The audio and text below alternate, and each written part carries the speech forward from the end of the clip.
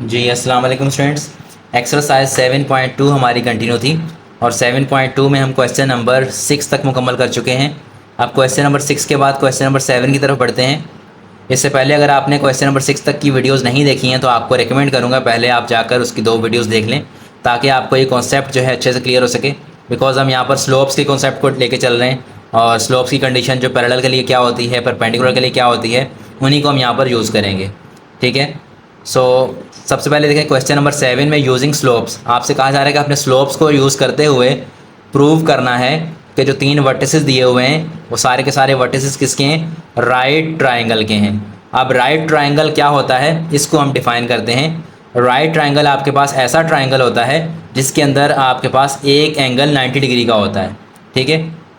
तो ये वही है जो ट्रिग्नोमेट्री के अंदर आप पढ़ते हैं, राइट ट्राइंगल। तो जिसमें एक एंगल 90 डिग्री का होता है उसको आप कहते हैं राइट ट्राइंगल। 90 डिग्री का जब एंगल बनेगा तो 2 लाइन आपस में क्या होंगी, परपेंडिकुलर होंगी। इसी कॉन्सेप्ट को हम यूज़ करते हुए इस चीज़ को प्रूव करेंगे। सवाल लिखता हूँ फिर इसके सोल्यूशन को शुरू करते हैं। जी स्टूडेंट्स, तो यहाँ पर आपके पास क्वेश्चन को लिख लिया, ए बी सी, उन्हीं वर्टिसेस को मैंने नाम दे दिया और यहाँ लिख दिया कि ये वर्टिसेस हैं राइट ट्राइंगल के। तो अगर ये वर्टिसेस हैं राइट ट्राइंगल के तो जहाँ पर कोई ना कोई 2 साइड्स लाजमी क्या होंगी, परपेंडिकुलर होंगी एक दूसरे के। ठीक है, यानी कि वहाँ पर एक एंगल 90 डिग्री का बन रहा होगा। तो ये चीज़ कॉन्सेप्ट होती है राइट ट्राइंगल की। राइट ट्राइंगल दिखता है इस शक्ल का है।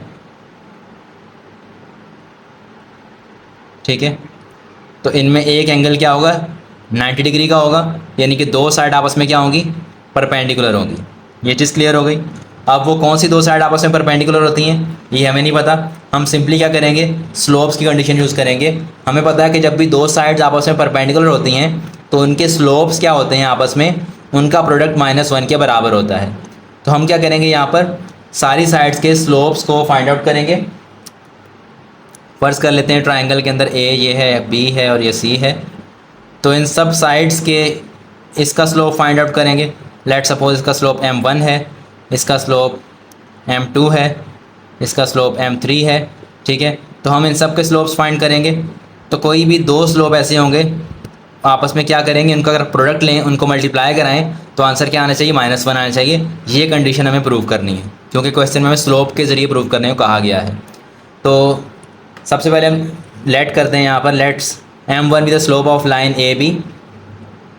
लेट m1, जो हमने आपको लास्ट टाइम बताया था कि जब हम लेट करते हैं ना, सब कुछ लिखते हैं वर्डिंग के अंदर, फिर वहाँ पर डायग्राम लाजमी नहीं होती, कंपलसरी नहीं होती। जहाँ पर कंपलसरी होगी मैं अलग से बता दूंगा कि वहाँ पर आपने डायग्राम लाजमी बनानी है। ठीक है, समझाने के लिए आपको मैंने डायग्राम बनाई है, otherwise it is not compulsory to draw in your final examination. Let m1 be the slope of A B. एक ट्राइंगल, उसकी 3 साइड्स होंगी। तो पहली साइड ए बी को हम लेट करते हैं कि उसका स्लोप क्या है, m1 है। तो m1 कैसे फाइंड आउट करेंगे, स्लोप का formula m1 will be equal to y2 minus y1 divide by x2 minus x1। ठीक है, ये फार्मूला हो गया। अब यहाँ पर आपके पास कोऑर्डिनेट्स ऑफ ए क्या हैं, वहाँ से आपको x1 y1 मिलेगा, कोऑर्डिनेट्स ऑफ बी से आपको x2 y2 मिलेगा। Coordinates of A -1,4।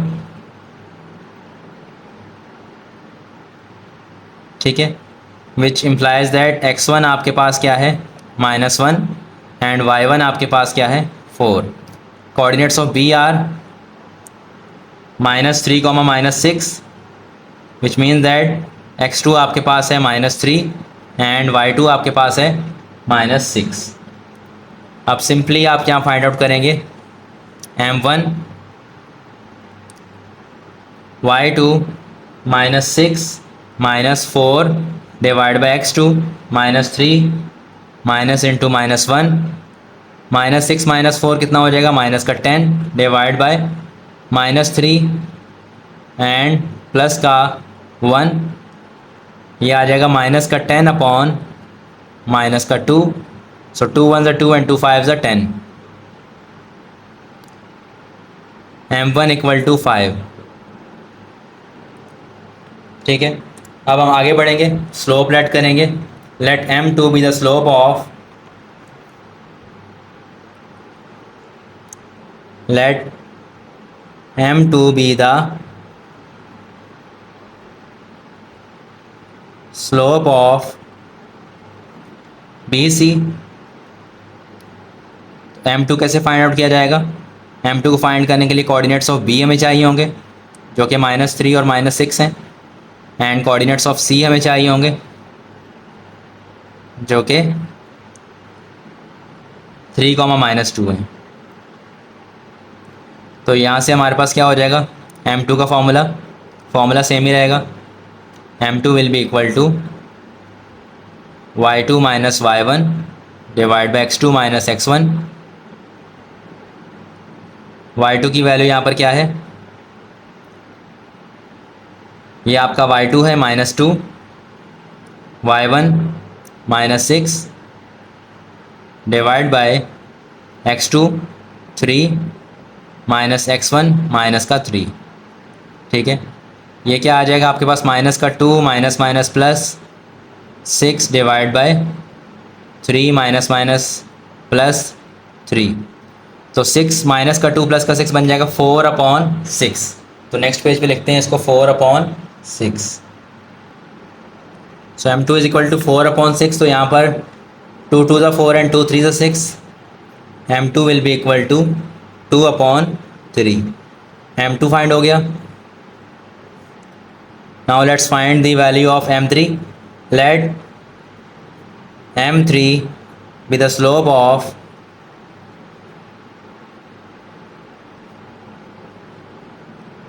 लास्ट हमारे पास क्या रह गया था? A B C and AC I think रह गया था ना।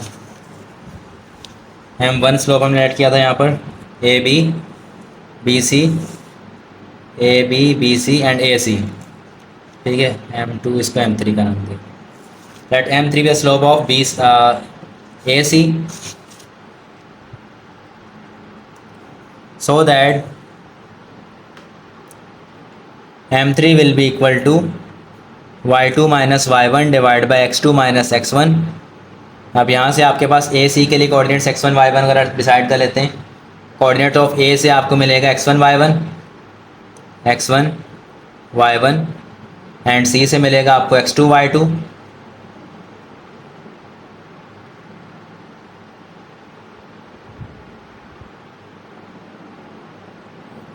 ठीक है, ये वैल्यूज पुट करा दें यहाँ पर। M3 will be equal to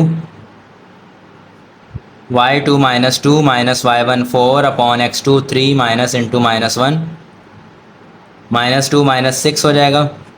3 minus minus plus 1 -6 और +4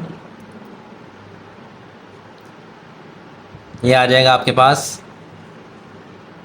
2 3 ज़ा 6 2 2 ज़ा 4। M3 आ गया। सो M1 M2 M3 हमने फाइंड कर लिया है। अब देखते हैं कौन से दो ऐसे स्लोप हैं जिनका प्रोडक्ट के हमारे पास क्या आ जाएगा? -1। क्योंकि स्लोप की कंडीशन क्या होती है? अगर किसी दो स्लोप्स का प्रोडक्ट आपके पास -1 के बराबर आता है तो उनसे करस्पॉन्डिंग लाइन जो होती हैं वो क्या होती हैं? परपेंडिकुलर होती हैं। और किसी भी ट्राइंगल में अगर दो लाइन परपेंडिकुलर हैं तो ऑब्वियस से बात है वहाँ पर क्या है? एक राइट ट्राइंगल है। तो यहाँ पर आपके पास M2 की वैल्यू 2/3 आई है, M1 की वैल्यू यहाँ पर 5 आई है और M3 की वैल्यू -3/2 आई है। तो अगर आप देखें M2 और M3 की वैल्यू को अगर मैं मल्टीप्लाई कराऊँ तो मेरे पास -1 आ सकता है। Now M2 into M3 equal to -1। M2 की वैल्यू क्या है? 2/3 -3/2 इक्वल टू -1। 3 से 3 कट गया, 2 से 2 कट गया, -1 इक्वल टू -1। देयरफॉर अब ये M2 स्लोप किस लाइन का था? M2 स्लोप था लाइन BC का। Therefore BC is perpendicular to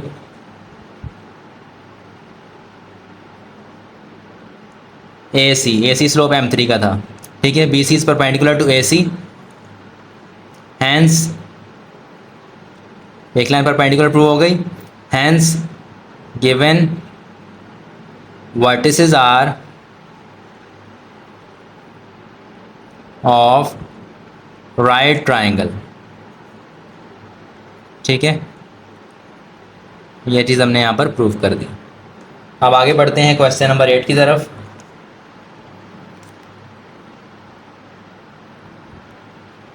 question number 8 में आपसे कह रहा है using slopes find the fourth vertex of rectangle if 0, -1, 4, -3 and 12, 3 are its 3 consecutive vertices. ठीक है, तो आपके पास फोर्थ वर्टेक्स आपने फाइंड करना है रेक्टेंगल का, और 3 वर्टिसेस आपको गिवन है कंसेक्टिव वर्टिसेस। तो फोर्थ वर्टेक्स कैसे फाइंड करेंगे, उसके लिए आपसे कहा गया आपने स्लोप्स यूज़ करनी है। जैसे प्रीवियस क्वेश्चन में हमने राइट ट्राइंगल के लिए स्लोप्स यूज़ की थी, परपेंडिकुलर वाला कॉन्सेप्ट कि m1 क्रॉस m2 क्या होता है, -1 के बराबर होता है। इसी तरह से यहाँ पर भी हम स्लोप करेंगे रेक्टेंगल के लिए, चाहे तो परपेंडिकुलर वाला कॉन्सेप्ट यूज़ कर लें, क्योंकि रेक्टेंगल में क्या होता है, अपोजिट दो लाइन पैरेलल भी होती हैं और जो करस्पॉन्डिंग दो लाइन है परपेंडिकुलर भी होती हैं। तो कोई सी भी कंडीशन आप यूज़ कर सकते हैं।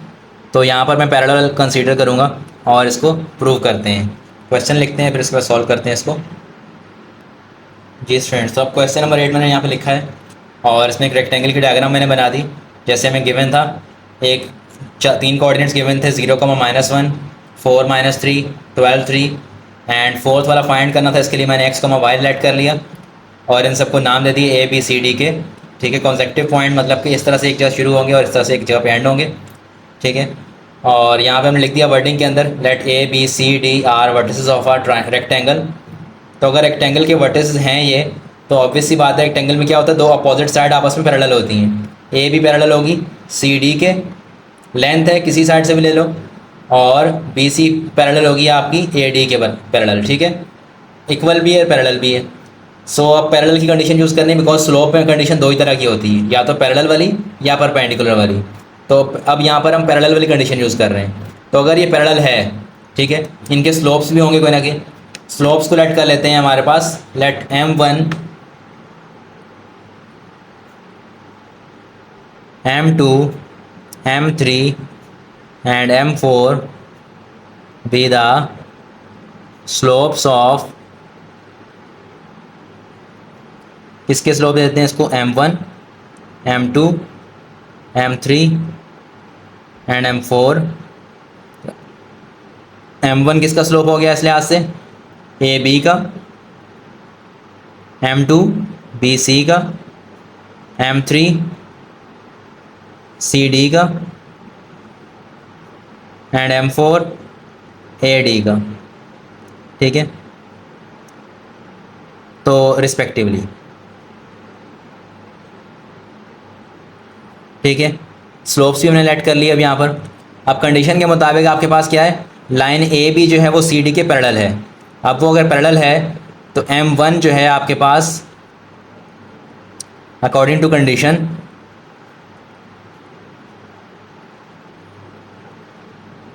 m1 क्या होना चाहिए, ए बी का स्लोप है उससे इक्वल होना चाहिए जो लाइन उसके पैरेलल है सी डी के पैरेलल। सी डी का स्लोप कौन है, m3। m1 should be equal to m3 and B C का स्लोप कौन सा वाला है, m2। m2 should be equal to A D का स्लोप है m4। ठीक है, ये हम कंडीशन लगाएंगे स्लोप की condition. m1 will be equal to m3 and m2 equal to m4। तो अब हम फाइंड करते हैं यहाँ पर m1 m2 m3 m4, फिर इन इक्वेशन में पुट करवाएंगे तो हमारे पास कंडीशन के मुताबिक एक्स वाई की वैल्यूज़ को हम फाइंड आउट कर लेंगे। जिससे हम कह देते हैं इक्वेशन नंबर 1, जिससे हम कह देते हैं इक्वेशन नंबर 2। ठीक है, now for m1,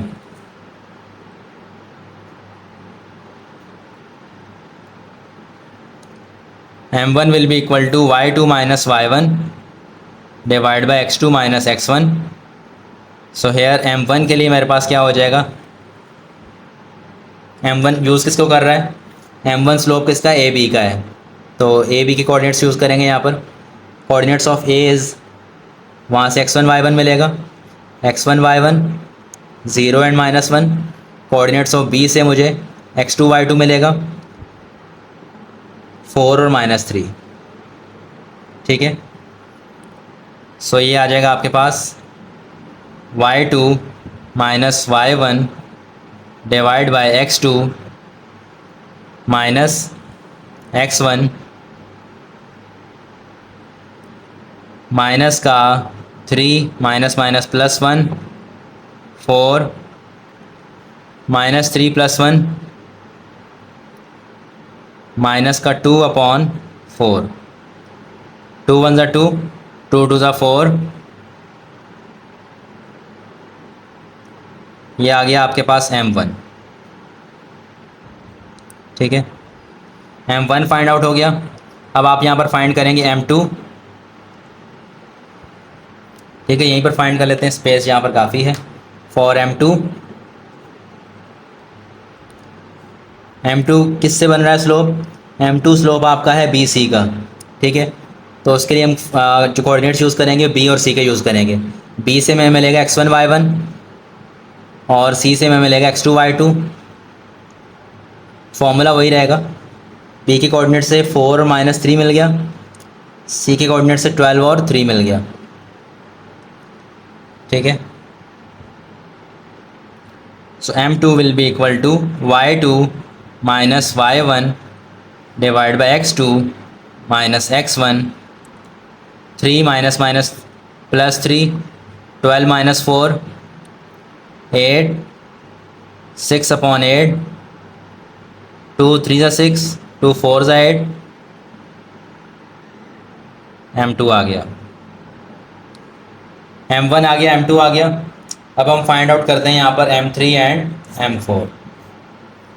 next page पे कर लेते हैं, यहाँ पे स्पेस कम है अभी। जी स्टूडेंट्स, सो m3 आपका स्लोप किसका है? m3 स्लोप है CD लाइन का। तो C से आपको x1 y1 मिलेंगे, D से आपको x2 y2 मिलेंगे। फॉर्मूला में पुट करते हैं m3 के लिए, y2 पहले आता है, y2 की वैल्यू y माइनस y1 की वैल्यू 3, x2 की वैल्यू x माइनस x1 की वैल्यू 12। ठीक है, ये तो मज़ीद सिम्प्लीफाई नहीं होगा, तो हम करते हैं नेक्स्ट m, इसको कह रहा यूज़ करेंगे ऐसे ही। फॉर m4 किसके कोऑर्डिनेट्स है? m4 आपको मिला था AD से। ठीक है, m4 AD से है, तो यहाँ पर A और D कोऑर्डिनेट्स लिखते हैं यहाँ पर।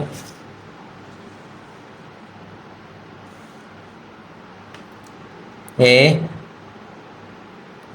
and D, so x1 y1, x2 y2, m4 will be equal to y2 minus y1 divided by x2 minus x1, y minus minus plus 1 divided by x, m4 आ गया। ठीक है, m4 आ गया। अभी यहाँ पर का कंडीशन है हमारे पास क्या है? Put the value of m1 m2 and m3 m4 in equation number 1 and 2। ठीक है,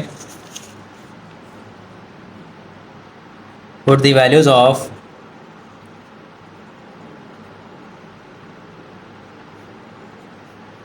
m1 m2 m3 and m4 in equation number 1 and equation number 2। अब इक्वेशन 1 आपके पास क्या थी? m1 equal to m3 and equation 2 आपके पास क्या थी? m2 equal to m4। ठीक है, ये कंसीडर कर लें इसको। ये रही हमारे पास 1 एंड ये रही हमारे पास 2। अब m1 की वैल्यू क्या आई थी? -1/2 और m2 की वैल्यू 3/4। माइनस का 1/2 एंड 3/4। m3 की वैल्यू क्या आई थी? m3 की value y minus 3/x minus 12,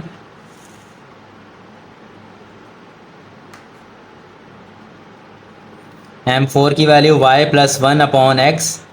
ठीक है, ये सारी वैल्यूज एक बार कंफर्म कर लेते हैं, -1/2 एंड 3/4, ताकि आगे गलती होने के चांस कम हो जाए हमारे। अगर वैल्यू गलत लिखेंगे तो हमारे आंसर भी गलत हो जाएंगे। अभी हम इसको करते हैं क्रॉस मल्टीप्लाई। ठीक है, ये इससे मल्टीप्लाई होगा, ये इससे मल्टीप्लाई होगा, दो डिफरेंट इक्वेशन चलती आ रही हैं। ठीक है, तो -1 into x minus 12, 2 into y minus 3। Similarly इसको भी डील करते हैं, 3 into x, 4 into y plus 1, minus का x माइनस माइनस प्लस का 12 इक्वल टू 2y माइनस 2 3 6। और एक तरफ कर लें x वाली वैल्यूज़ को, एक्स वाई, ये हो जाएगा आपके पास 12 plus 6 equal to x plus 2y, और ये आ जाएगा आपके पास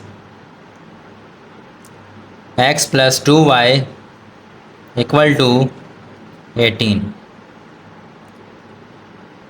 यहाँ से आ जाएगा 3x equal to 4y plus 4 and simple 3x minus 4y equal to 4। ठीक है, इसे आप कह दें क्वेश्चन नंबर 3, इसे आप क्वेश्चन नंबर 4 कह दें। ठीक है, अब हमें यहाँ पर फाइंड करना है x और y की वैल्यूज़, बिकॉज x और y ही आपके पास फोर्थ वर्टेक्स यानी कि d के कोऑर्डिनेट्स हैं। ठीक है, d के कोऑर्डिनेट्स हमारे पास क्या थे, x एंड y थे, और वही हमें फाइंड करने फोर्थ वर्टेक्स कोऑर्डिनेट्स। तो इनको फाइंड आउट करने के लिए हम यहाँ पर लगाएंगे साइमल्टेनियस इक्वेशन वाला फॉर्मूला। ठीक है,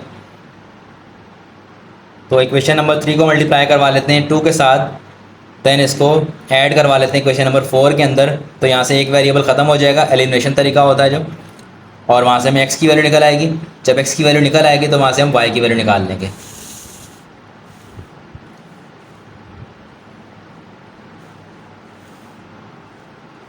तो लिखते हैं यहाँ पर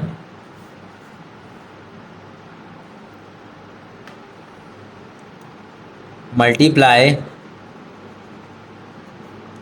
equation number 3 by 2, then add in equation number 4। ठीक है, सो इक्वेशन नंबर 3 आपके पास 2 से जब मल्टीप्लाई होगी तो क्या हो जाएगी, 2x plus 4y equal to 36, और इक्वेशन नंबर 4 आपके पास क्या है, 3x minus 4y equal to 4।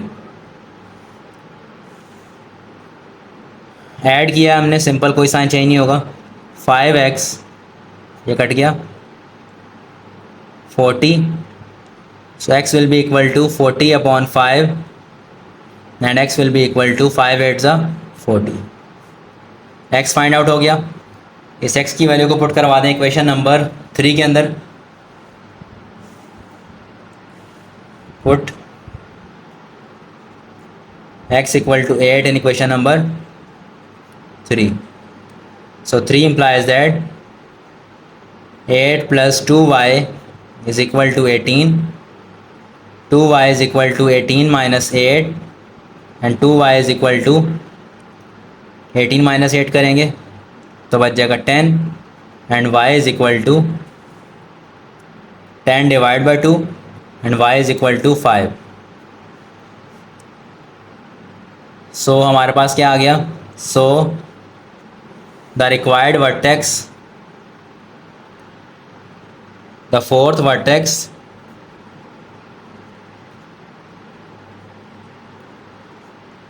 Of the rectangle is 8,5। ठीक है, ये आपके पास आंसर हो गया। इसके साथ ही आपकी एक्सरसाइज 7.2 मुकम्मल हो गई है। होपफुली आपको समझ में आई होगी। कोई क्वेश्चन हो, कोई क्वेरी हो, आप लाजमी कमेंट कीजिएगा। इसके बाद हम मिलते हैं इंशाल्लाह नेक्स्ट वीडियो में। जब तक अल्लाह हाफ़िज़।